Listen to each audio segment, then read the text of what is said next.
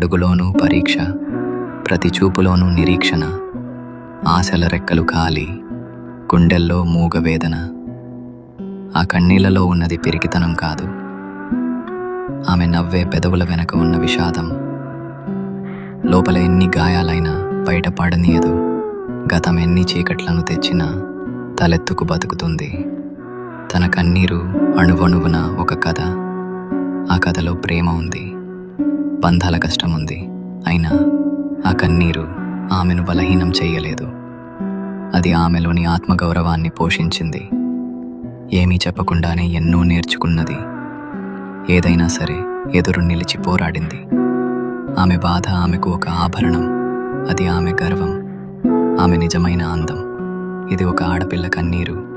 అది కరిగిపోయేది కాదు, కదిలించేది. కన్నీటి అలల సాగరంలోనూ ఆమె తలెత్తుకు నిలబడింది. అదే